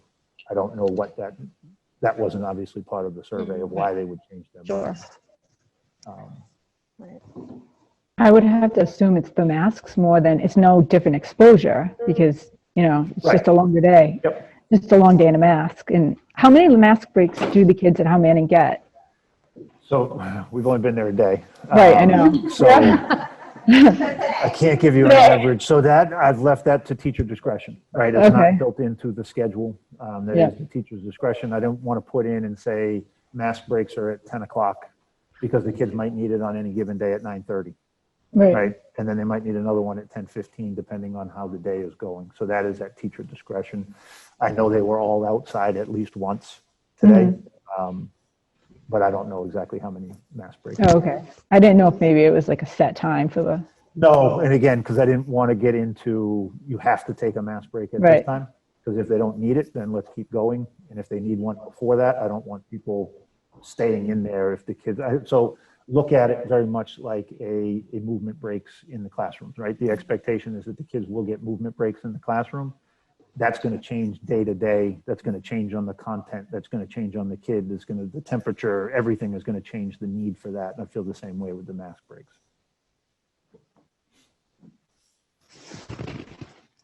All right, so I have one other question. I do think, we want to gather as much data, obviously, as we can. Does it make sense to, again, survey the K to 2? Yes? What do you think? No. Oh, I can unmute myself. Okay. I think if we're going to make a change to full-time remote, or no, sorry, full-time in person, we need to give parents the option to opt back out of that, because I don't think we can make an assumption that if they are full-time, no, part-time person at Howe Manning, when we move here, if we are full-time, that everyone is going to stay in person. And I think we're getting into a place where we're getting a little survey fatigue. So I think our parents would probably appreciate not too many more surveys, because we're finding that there have been a lot of errors on surveys recently because they're getting confused as well. It's not an error so much as a duplicate. People will take it twice, right? And then we just go in. We go in and we compare it to our list. So like for the third grade, we had 82 responses for a class of 79. And so we went in and looked at it. We said, oh, we had 15 people that took it twice. So then Terry did some follow-up and called those 15 families and got, the information from those 15 families. It was actually, it went from 82 when we cleaned up duplicates, it went down to 64. 64. So then we had to find the rest of them. Yeah. I do think it makes sense, even though it's another survey, and I know it's a lot, but if we find that a lot of parents would be opting out of K to 2 and going back to remote, that's going to have a fallout effect on the transportation piece as well. Plus, I just genuinely want to know, if the crux of families are saying, I would never send my K1-2 full day, it's just not, then we need to, to talk about it and figure it out. Okay, so. So Natasha, maybe you and I can work on that together, the survey. I'm sorry. Maybe you and I can work on that survey together. Yes. Let Steve draft something up for us, and then you and I can kind of take a look at it and work on it together. I think that's important too. But the question I have is, does the entire elementary school have to be in the same model? So could K through 2 continue at Fuller Meadow in 5 half days if 4 through 6 go to full? Or 3 through 6, sorry. I'm looking at you, but I'm muted. Yes. So, yes, there are places where you have that sort of split. I've been in contact with some places to see, and there are some places that have that degree of split across their organization where you have maybe one in this and then one in that. So that's not something that's unheard of. But I think the data will help inform all of that.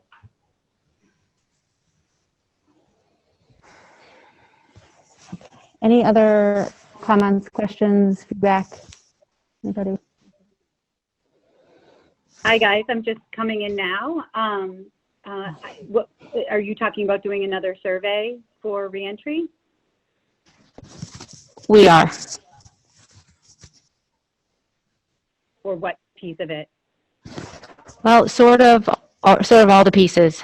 Diane, did you just logged on? Okay, so I'll just give you the 2-minute overview. We were talking about surveying the 3 to 6 families to find out, where people were feeling, whether it was to continue on the 5 half days or a full return. And Diane commented that she feels strongly that we would see many K to 2 families going from the 5 half days to remote. So I think it's important to make sure that we're, including all families in the survey, and it will also give us more information about the transportation piece.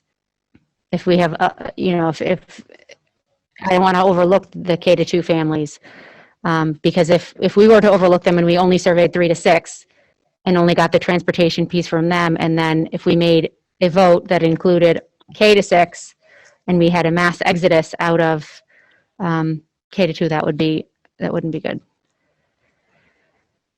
And is the direction to stay in a hybrid model, or what would the change be? assuming Fuller Meadow's open. Is Fuller Meadow open? Sorry, I know I'm coming in late. We are just about there. The MERV are here. We need them physically installed. And we are waiting on the balancing report. The balancing work has been finished, but we haven't received the report yet. And so I think the survey would be around who would remain in remote, who would prefer to be in the 5-day half day, and who would prefer a full return, and also who would be needing transportation in any of those scenarios. If we did, just a question to Diane and Scott, if we did if we brought the K through 2 back to Fuller Meadow, are you able to maintain the 6 feet separation?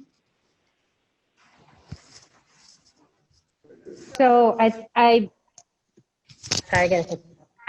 think we can with kindergarten and grade 2 without a problem, as long as the numbers stay the way that they are.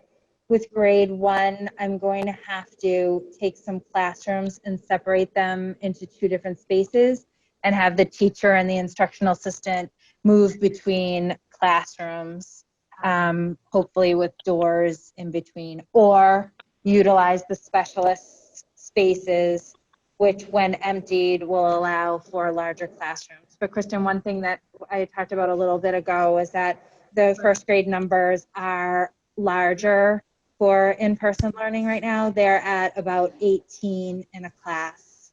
And I have a couple of emails in my inbox for parents who are looking to possibly have their child come back sooner rather than later.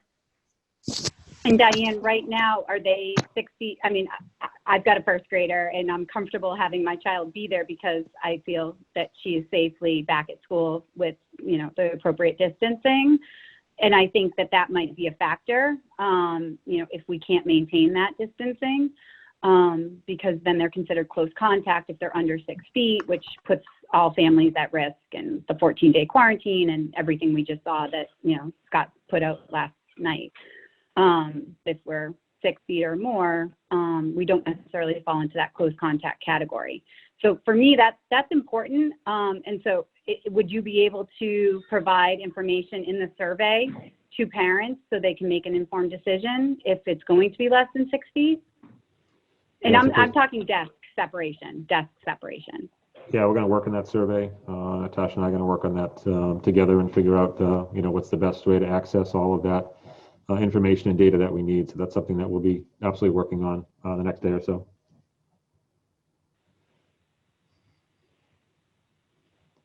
Okay, thanks.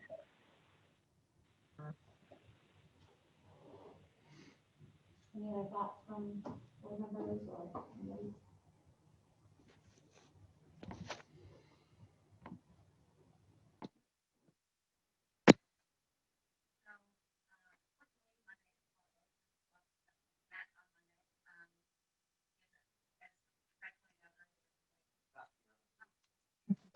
Sorry, I'm talking way over here. Just asking if there were any other questions from board members. Ideally, we would have been able to meet Monday, send the survey out, quickly over the weekend, or maybe Friday. But of course, Monday is a holiday. So the next available date would be Tuesday to meet, to review the survey results and hopefully make the huge decision of next step for our older students. Is everyone here available on Tuesday?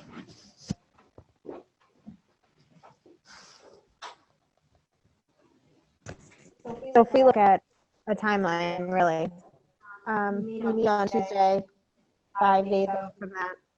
Then, for the PD, within that next week, could we, based on what Steve Clifford said earlier, could we get Fuller Meadow back into Fuller Meadow, eased in without all the drama of what's going on at Hal Manning? Just work on getting them back into their classes if everything is normal, so that they have the time to adjust here. I don't know. I think it's not affecting none of this is affecting them, the 4 through 6 stuff. So if we can get them eased in here while all this decision making is happening, I think, so the teachers can get classes ready. The students can get adjusted to a different school. I don't know. I don't think it's my call at all. Your call, Diana, about just getting I back in. No, I realize that, but if the school's ready, why are we not in it? Right. But when the school is ready, why wouldn't we then enter it? I was muted. Can you hear me? Okay. So the move back to here requires a move out of Manning. So we have in our agreements, right, in our conversations, we have time in the afternoons for that to take place. So that would take place over that time frame, over that 1 week's time frame. We would have that opportunity for the move to happen back here. So it's a twofold thing where as we're moving people back here, we're then also getting Hal Manning ramped up and on board. So it's a simultaneous endeavor, it really is.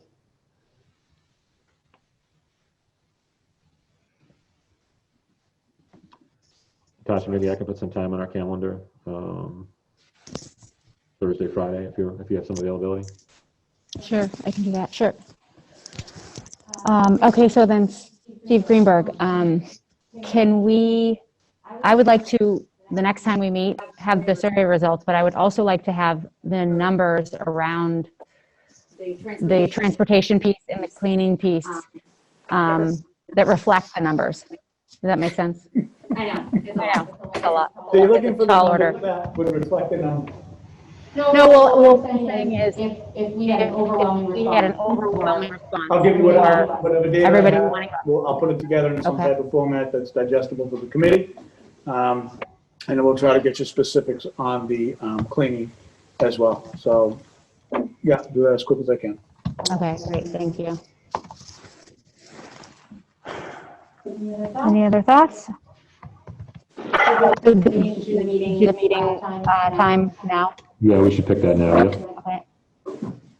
I hate to do it, but can Wednesday be the day?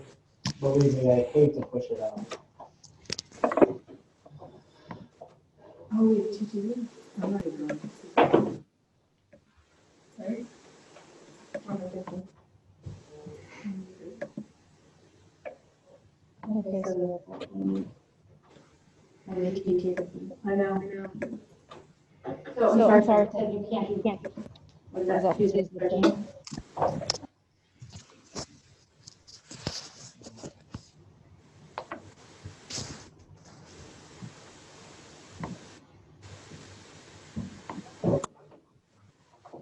We can do the 13th or 14th on our end.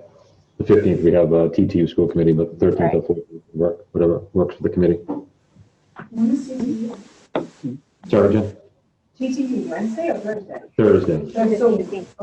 So we could do what, Tuesdays Days are not good for me, but this is like really important, so, whatever.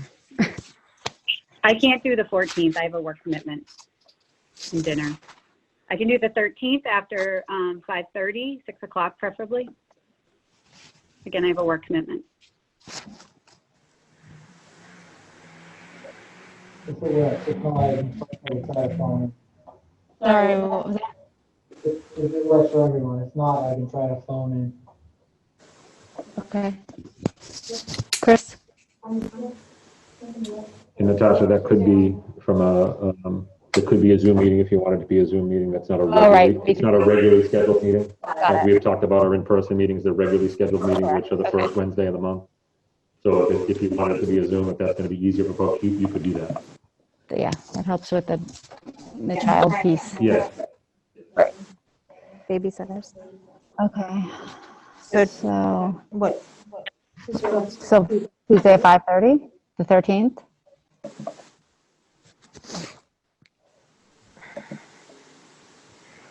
Yeah, that works. Sure. Okay, so Tuesday we're getting back survey results, and then based on the survey results, putting into motion whatever the vote will be. Sorry, Chris. Put it in.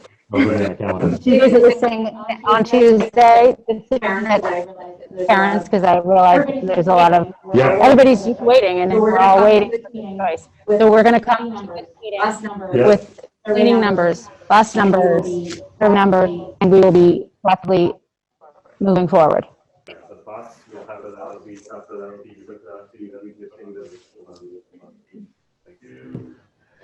Steve, you have to give Cindy the heads up that on Tuesday, we're going to need them to kind of turn on a little bit of a dime so we have a sense of, as we go into Tuesday night, what we need them to do.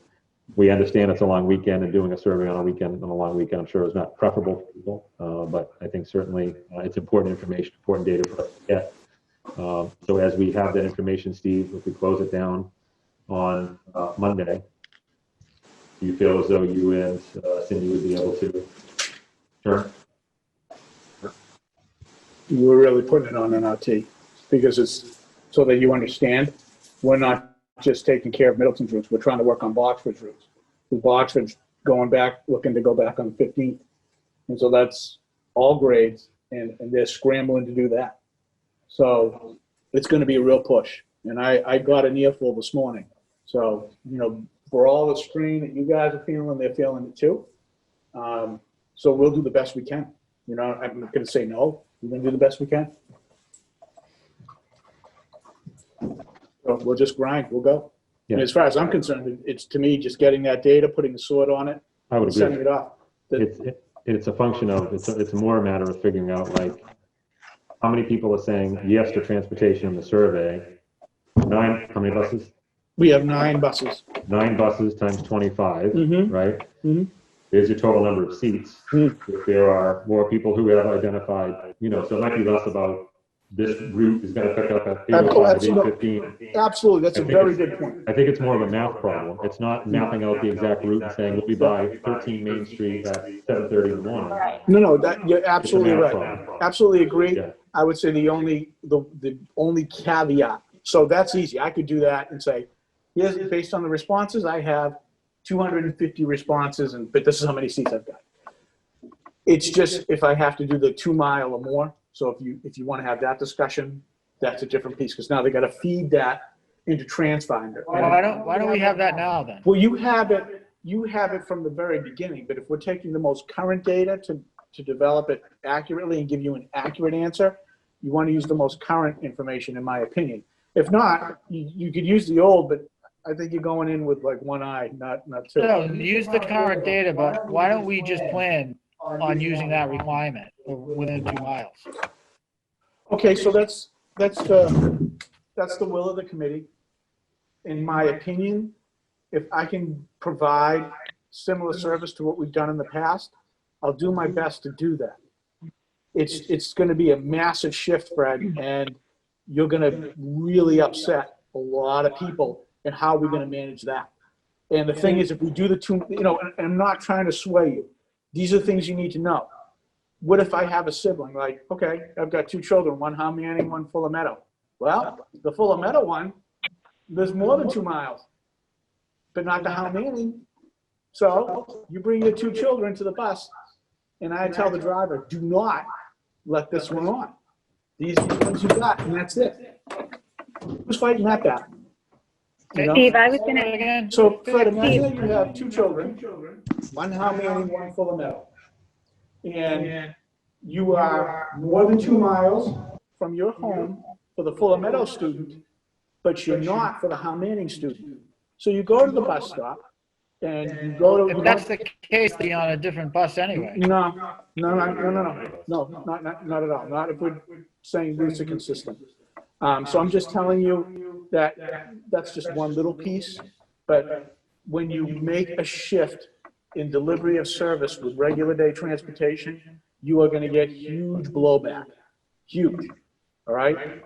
Don't mess with people's transportation and the other one's trash. So I'm just telling you that you need to be prepared for that. But based on what you said earlier, we're not really, I mean, it's not going to affect us financially, regardless.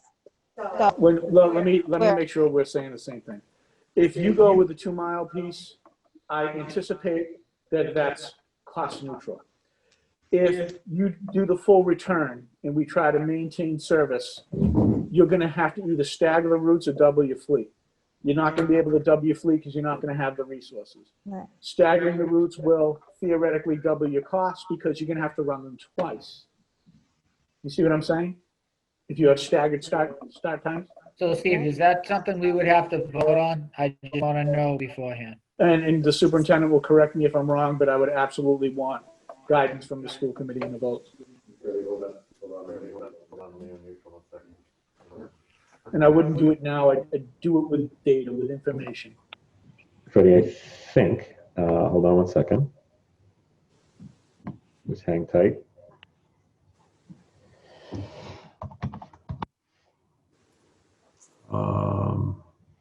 So we had a motion at a previous meeting to authorize additional transportation support as needed to be reviewed. That motion was not made. We then had a motion made later on in that meeting to approve additional transportation at the discretion of the superintendent, according to DESI guidelines, excluding bus monitors. And that was the DESI guideline for the 25 on bus. So we already have a vote on approve additional transportation at the discretion of the superintendent according to the DESI guidelines, excluding bus monitors. So that vote's been made and passed. Okay. But I think to Steve's point, you know, I'm hearing an echo, but it's a math problem for Tuesday, in my opinion. I think that those numbers would help you. 9 times 25 gives you the total number of seats available. We do the survey, we get the survey data back. If there's 500 people who say they're going to take transportation, we need to have a conversation on Tuesday night, right? And the conversation is going to be, are we adding services? Are we staggering things? Or are we going to the 2-mile route? Steve, from a 2-mile perspective, to Freddie's original question, is there a piece of data that exists currently that we know how many kids live more than 2 miles away? Okay. There's 303 students live over to the 2-mile radius. Yeah, you already got, I don't have one of these notes. But... Yeah, no, I reviewed it all last night. Great. I have a quick question. 303. 303. 303. I have a question. Right, but that doesn't count the percentage of kids in that area who are not coming to school. They're the kids who get driven to school. Correct. Those are remote kids.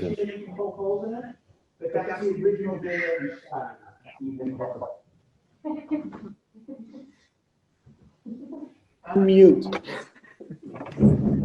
So that's why we want current, because then you can have a really informed discussion and make an informed decision. So yeah, it's a good point, Fred. But again, you see how you can poke holes in it. I'm not sure if Steve Clifford is still on the call, but will everything be completed? I would like to leave here Tuesday night with the plan and the VAV report and have everything done. Like no more, oh, well, now we're waiting on whatever. Like, will it all come together in a neat box on Tuesday? I'll communicate that to Steve tomorrow.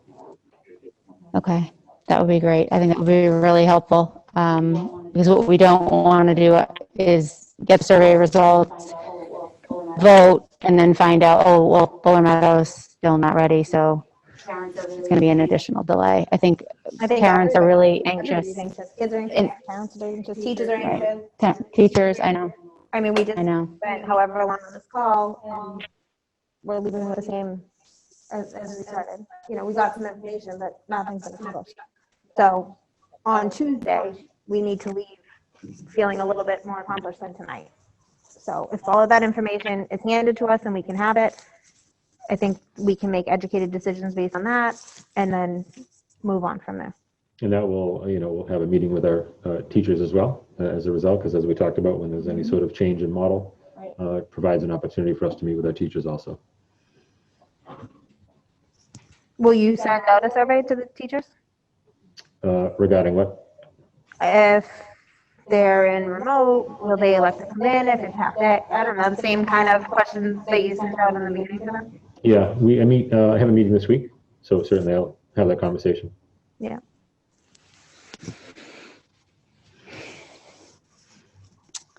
Okay, does anybody else have any other questions? Kristen, do you have any questions? No.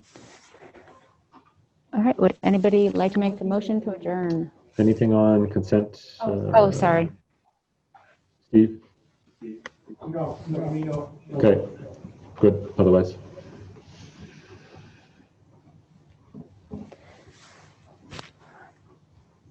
Would anyone like to make a? Thank you. I'll second the motion. Thank you. Okay, we'll do a roll call. Fred Clapp?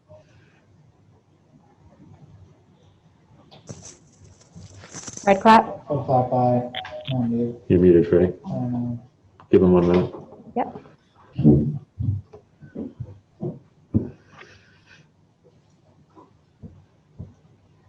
I'll clap aye. Christina Esposito? Christina Esposito, aye. Jen Pesci? And Pesci, aye. Natasha Bansfield, aye. Kristen sorry. Richardson, aye. Sorry, Kristen. I don't have the Zoom up in my. Yeah. Thank you guys for coming.